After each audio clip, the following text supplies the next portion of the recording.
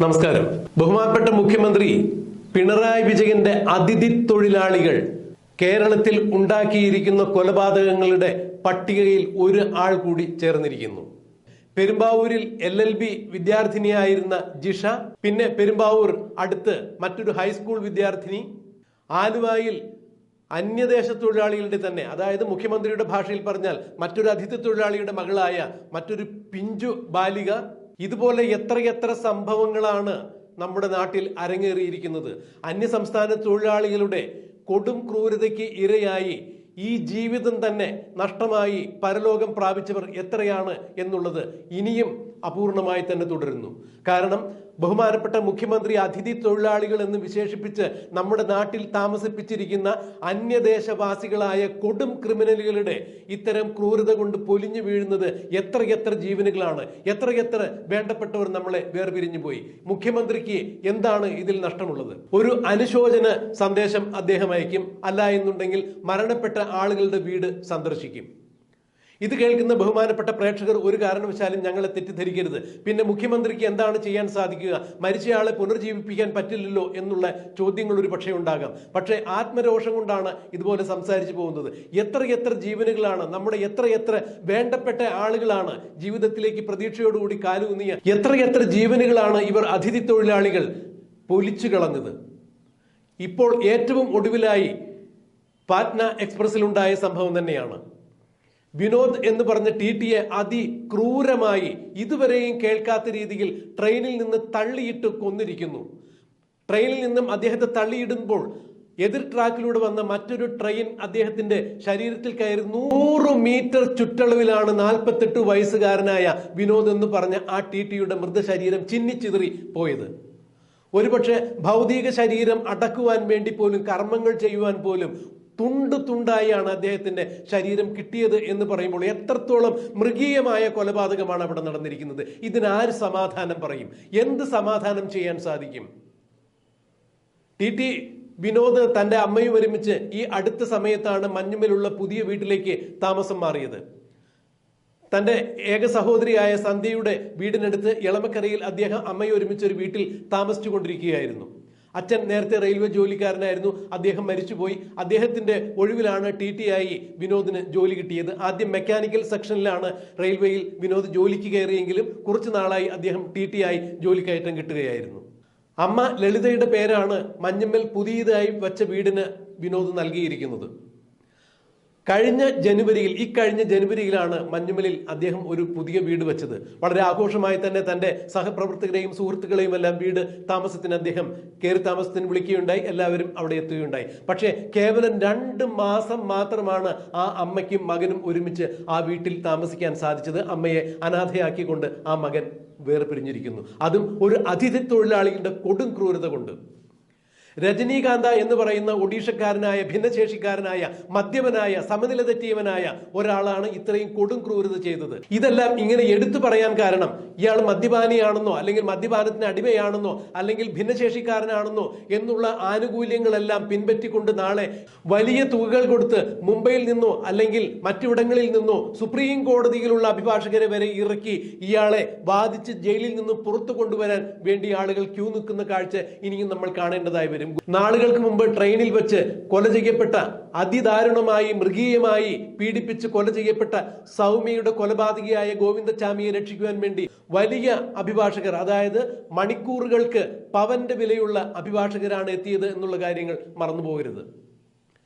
ഏത് വിധേനയും ഇനിയിപ്പോൾ രജനീകാന്ത എന്ന് പറയുന്ന ഈ ഒഡീഷക്കാരനെ സംരക്ഷിച്ചെടുക്കുവാൻ വേണ്ടി ആളുകൾ വരിവരിയായി എത്തും. എന്താണ് കേരളത്തിന്റെ ഒരു സുരക്ഷിതത്വ ബോധം? കേരളീയർ എവിടെയാണ് സുരക്ഷിതരായിരിക്കുന്നത്?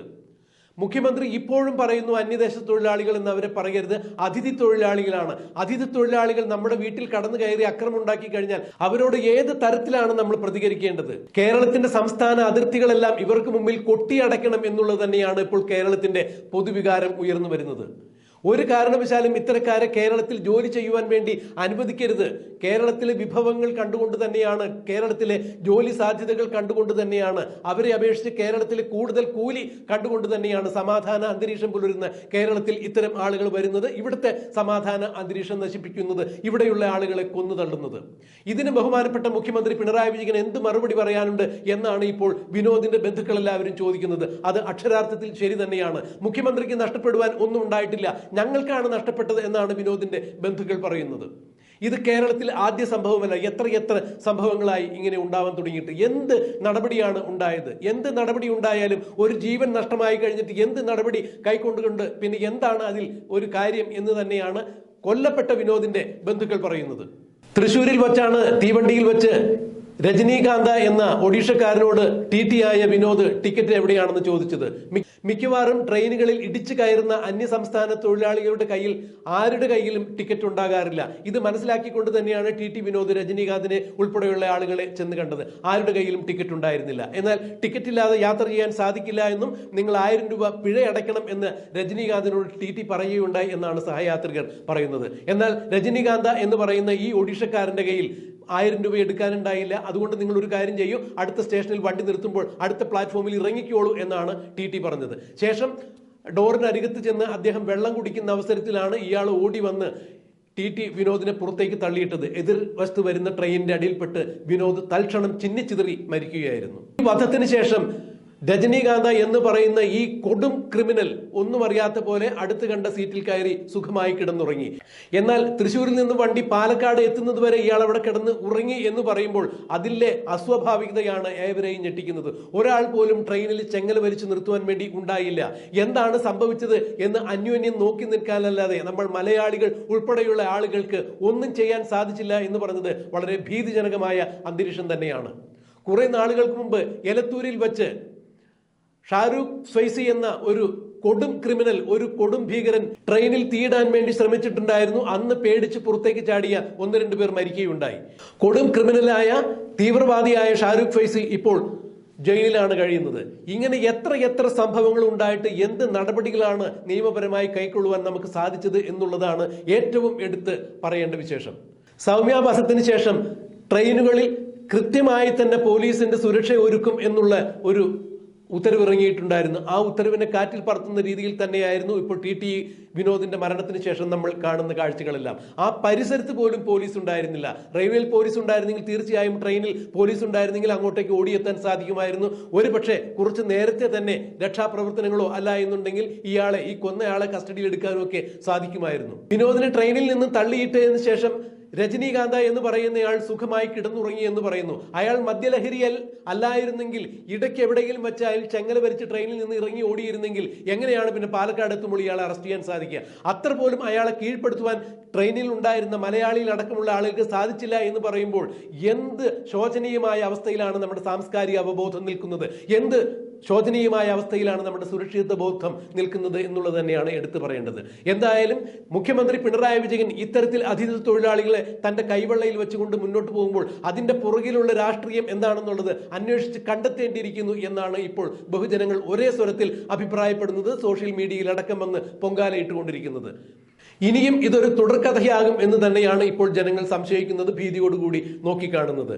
48 വയസ്സ് മാത്രം പ്രായമുള്ള വിനോദ് എന്ന് പറഞ്ഞ ഈ ടി കലാകാരനായിരുന്നു. 40ഓളം സിനിമകളിൽ ഇയാൾ ചെറിയ വേഷങ്ങളിൽ അഭിനയിച്ചിട്ടുണ്ട് എന്ന് പറയുന്നു.